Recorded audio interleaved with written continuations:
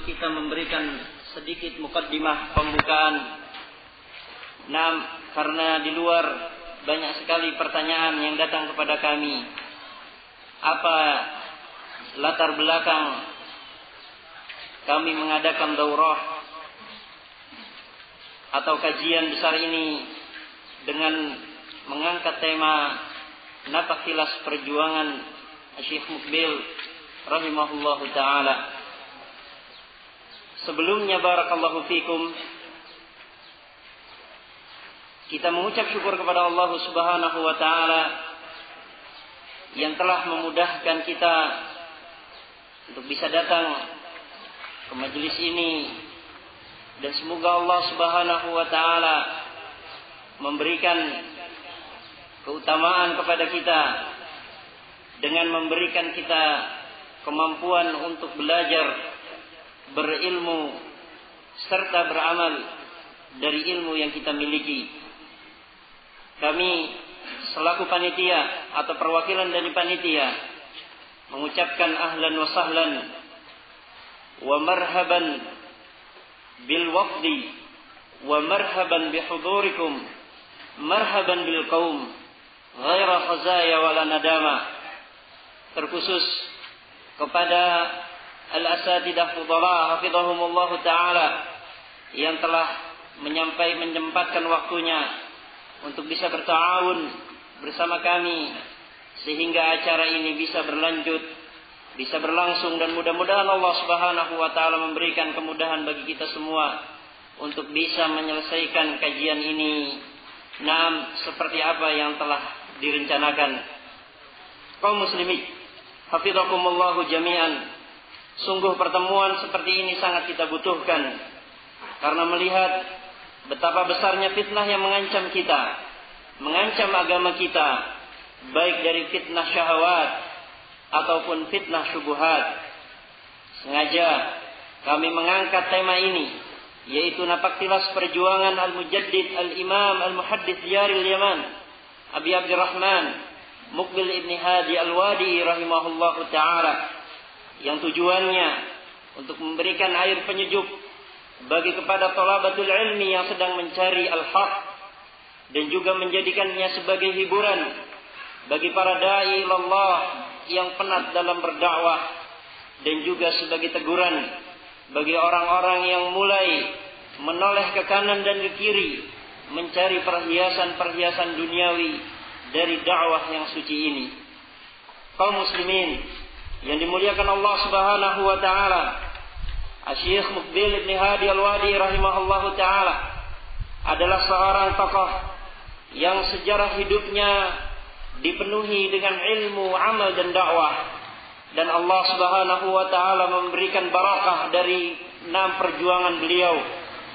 Allah subhanahu wa ta'ala memberikan kemampuan kepada beliau untuk merubah sebuah negeri yang tadinya penuh dengan kemungkaran, penuh dengan kemaksiatan, penuh dengan kesyirikan dan kebid'ahan, kemudian bisa dirubah dari kaum yang seperti ini menjadi kaum yang cinta kepada Allah dan Rasulnya, cinta untuk beribadah kepada Allah sesuai dengan petunjuk Rasulullah sallallahu alaihi wasallam.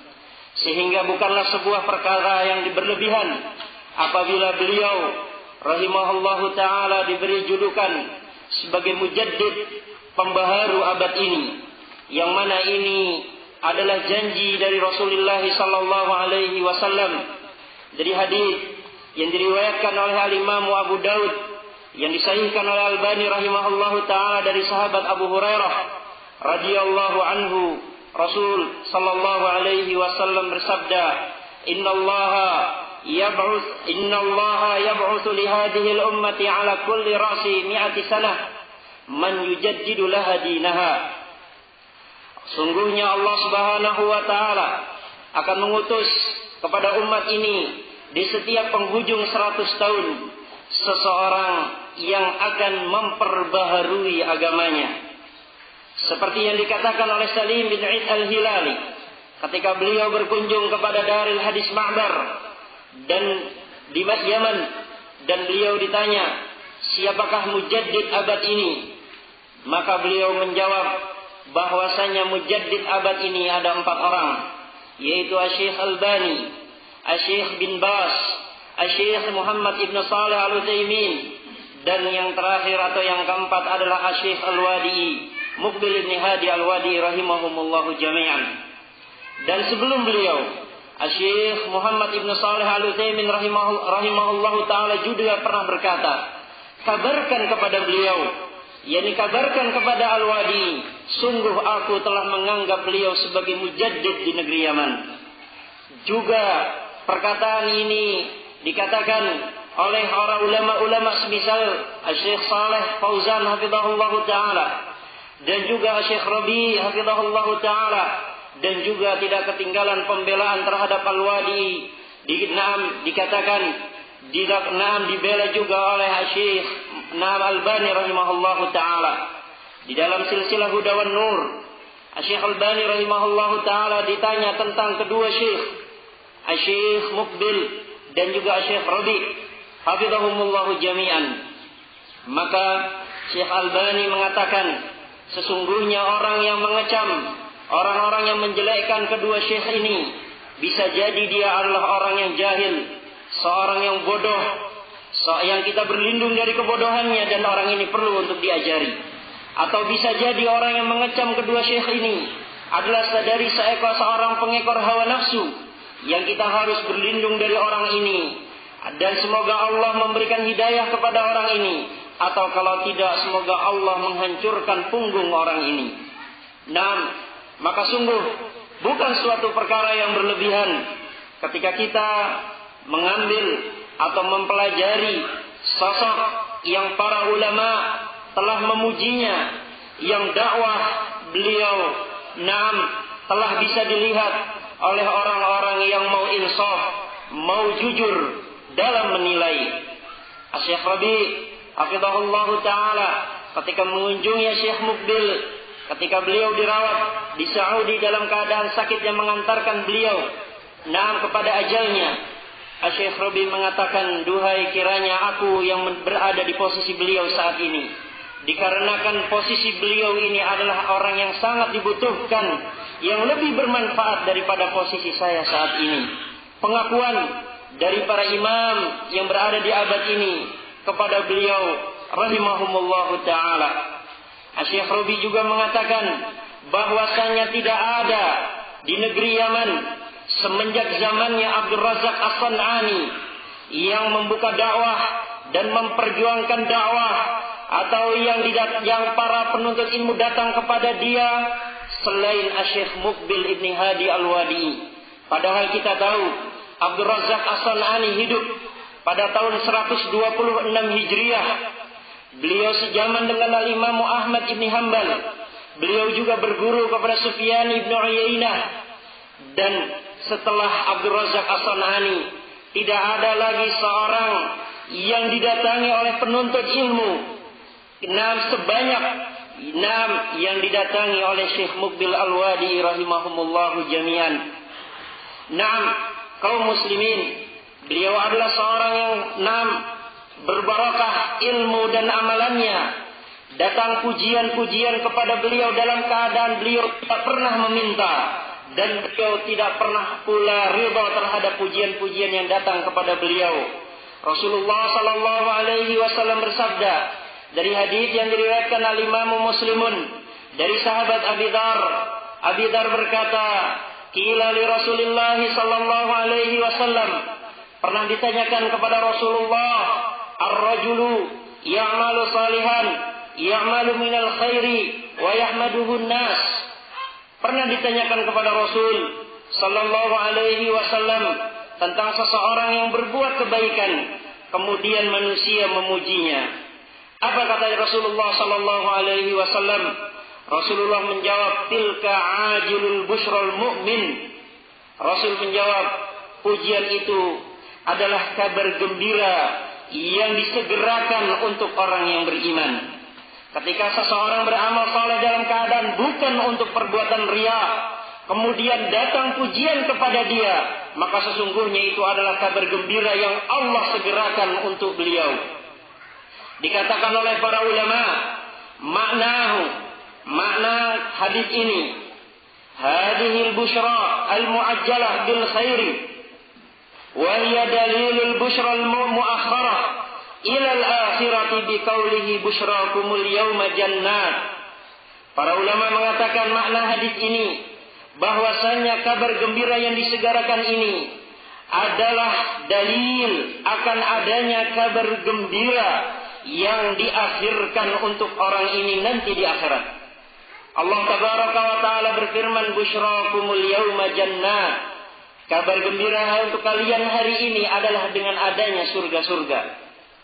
Wa hadhil busyra al-mu'ajjalah, dan kabar gembira yang disegerakan ini dalilun ala ridallahi ta'ala an, merupakan tanda keriduan Allah Subhanahu wa taala kepadanya, wa mahabbatihi lahu, dan merupakan tanda kecintaan Allah terhadapnya, fayuhabbibuhu ilal khalqi, maka Allah jadikan kecintaan itu ada pada makhluknya. Naam kaum muslimin, sesungguhnya orang yang beriman dan yang beramal saleh, Allah akan jadikan kecintaan ada di dalam hati-hati orang yang mengetahui kebaikan orang tersebut. Yaqulu Rabbuna tabaraka wa ta'ala, Allah Subhanahu wa taala berfirman di dalam surat Maryam ayat yang ke-96, innal ladzina amanu wa 'amilus shalihat sayaj'alul lahumur rahmanu wudda. Sesungguhnya orang-orang yang beriman dan orang-orang yang beramal saleh, niscaya Ar-Rahman, niscaya Allah Ar-Rahman akan membuatkan kecintaan kepada makhluk terhadap dia.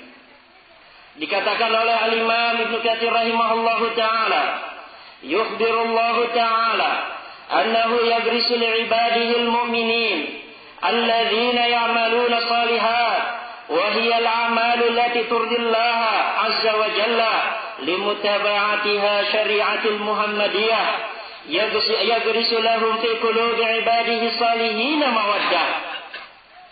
Al-Imam Ibnu Katsir mengatakan, Allah Subhanahu wa taala mengabarkan kalau Allah akan menanamkan ke dalam hati-hati hamba-hambanya yang beriman.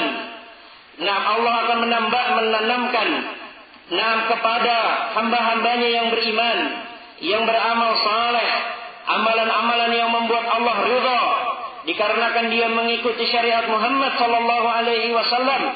Allah akan menanamkan untuk orang ini kecintaan di dalam hati-hati orang-orang yang saleh yang lain. Wa hadzal amrun la budda minhu wa la mahida anhu. Ibnu Katsir melanjutkan, dan perkara ini adalah perkara yang mesti akan terjadi dan tidak bisa untuk dielakkan. Waqad waradat bidzalikal ahadits sahihatu an Rasulillah sallallahu alaihi wasallam min ghairi wajhin.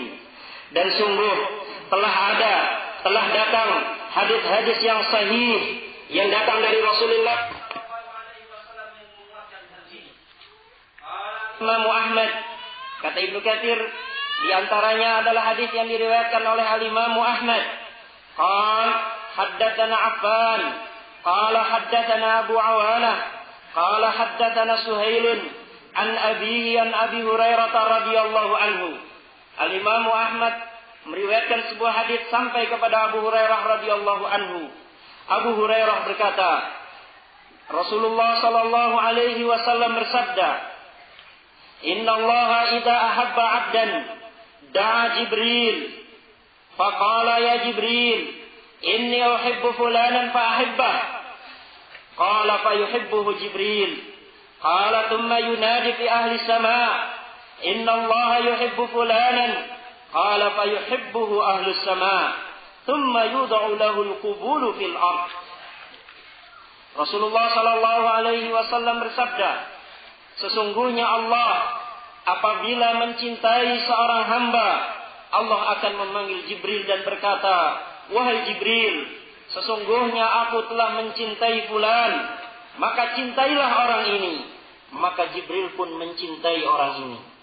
Kemudian dia memanggil penduduk langit dan berkata, sesungguhnya Allah telah mencintai fulan, maka cintailah kalian, cintailah 6 orang ini. Maka penduduk langit pun mencintai orang ini sampai akhirnya diletakkan penerimaan diletakkan penerimaan untuk orang ini di muka bumi. Akan tetapi kata Rasul lagi, wa inna Allah idza abghada 'abdan da'a Jibril fa qala ya Jibril inni ubghidu fulanan fa abghidhu.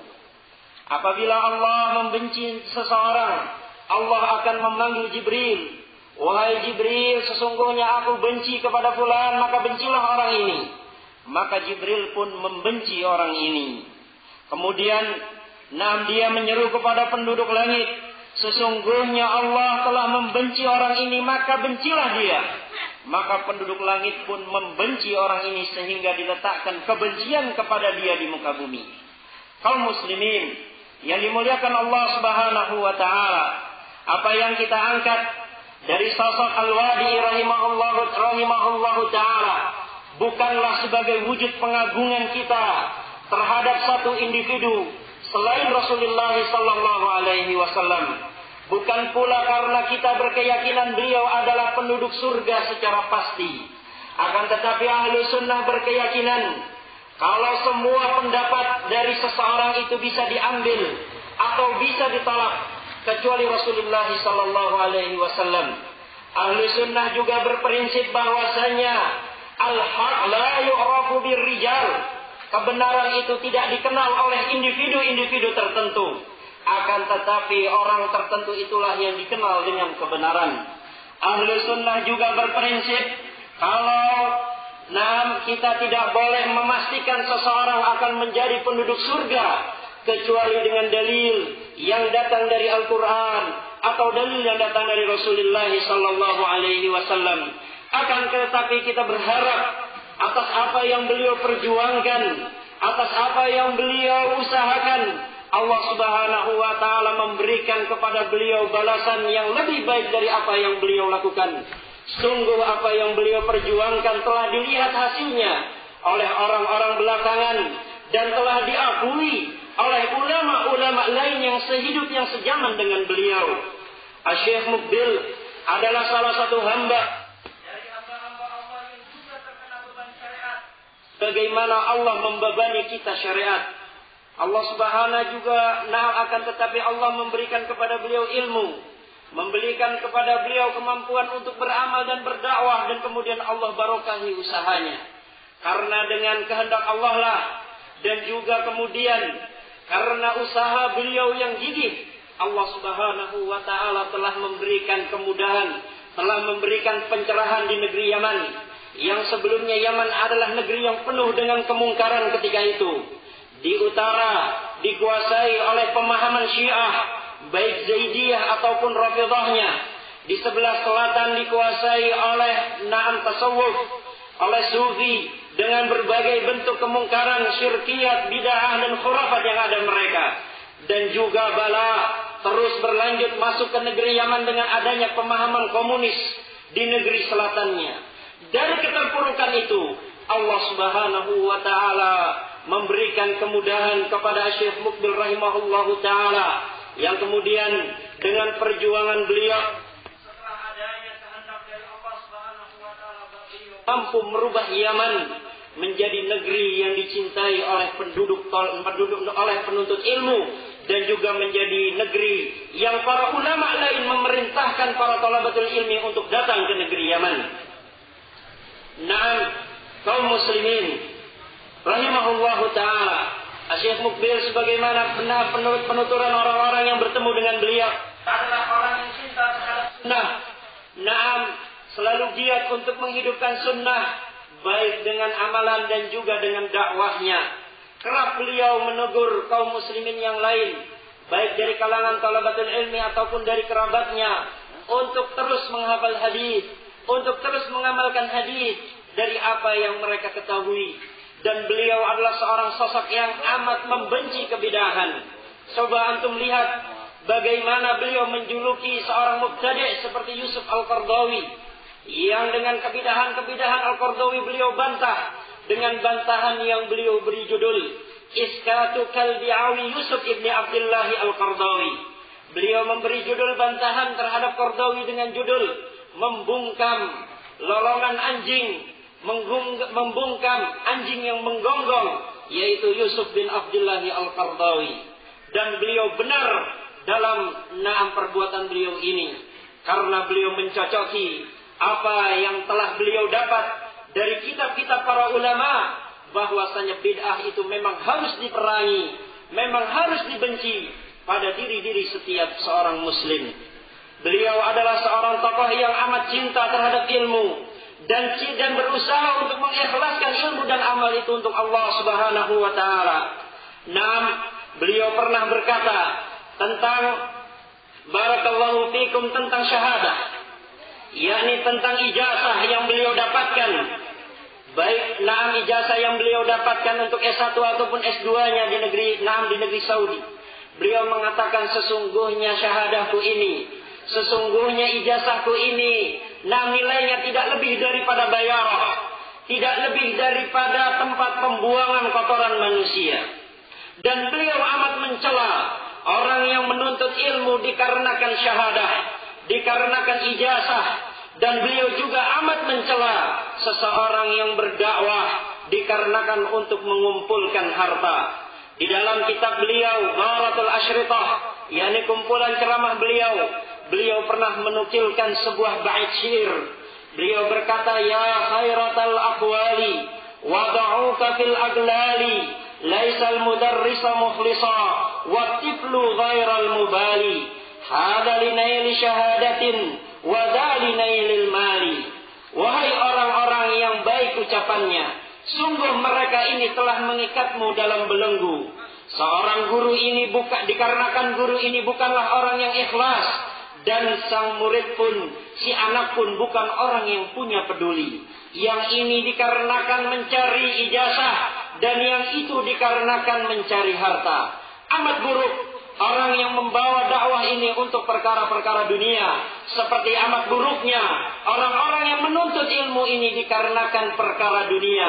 Kaum muslimin yang dimuliakan Allah Subhanahu wa taala, dikarenakan dakwah salafiyah di bumi Pertiwi ini, di bumi Nusantara ini, banyak dipikul, atau kalau seandainya tidak boleh untuk kita mengatakan mayoritasnya, dipikul oleh orang-orang yang belajar.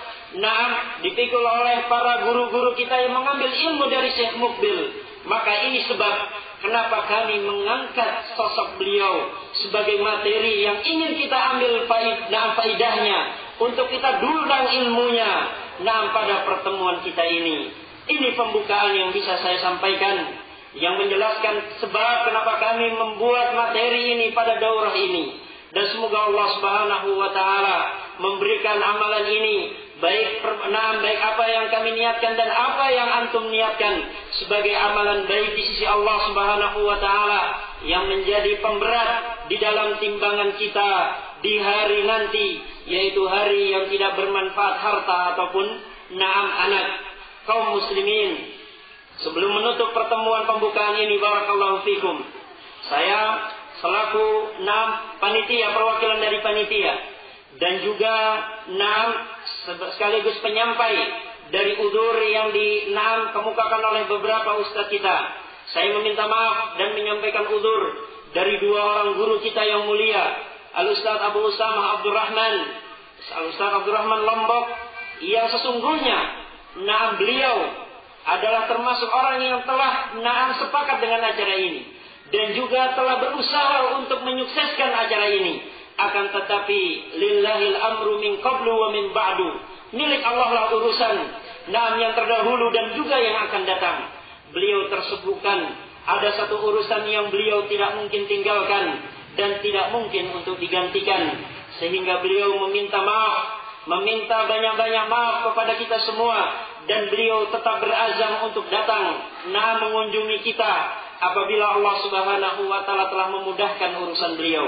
Dan yang kedua, al-udzur juga datang dari guru kita yang mulia, Al-Ustaz Qamar Suaidi hafizahullah taala, yang tiba-tiba beliau tertimpa sakit sehingga beliau terlambat untuk bisa datang ke majelis kita ini. Dan beliau tetap berkeinginan apabila Allah berikan kesehatan kepada beliau, untuk beliau datang bersua dengan kita, memberikan faidah kepada kita. Akan tetapi absyiru, bergembiralah, Dikarenakan acara ini alhamdulillahirabbil alamin, segala puji bagi Allah Subhanahu wa taala, juga didukung dengan para asatidzah yang lain. Insyaallah menurut catatan yang ada pada lembaran kami, tidak kurang atau kurang lebih 30 asatidz akan berkunjung juga pada acara ini, sehingga barakallahu fikum wa barakallahu fikum. Semoga mereka bisa menggantikan posisi-posisi para asatidzah kita yang berhalangan hadir, memberikan faedah kepada kita, sehingga kita pulang dalam keadaan kita kenyang dengan ilmu yang kita dapatkan dari guru-guru kita. Na'tadirukum ala taksir. Kami meminta maaf kepada antum atas segala kekurangan yang ada pada perbuatan kami, atau apa yang kami siapkan untuk antum semua. Dan setelah acara ini, antum jangan pergi kemana-mana, karena insyaallah salah satu ustaz yang telah hadir bersama Ustaz Syafruddin hafizahullah ta'ala akan memberikan kalimat muqaddimah takdim dari acara ini, yaitu Al-Ustaz Abu Ishaq hafizahullah ta'ala warah. Dan beliau juga adalah salah satu 6 orang yang juga pernah berjumpa dengan Syekh Mukbil rahimahullahu ta'ala. Maka waktu dan tempat kami persilahkan. Barakallahu fikum. Wassalamualaikum warahmatullahi wabarakatuh.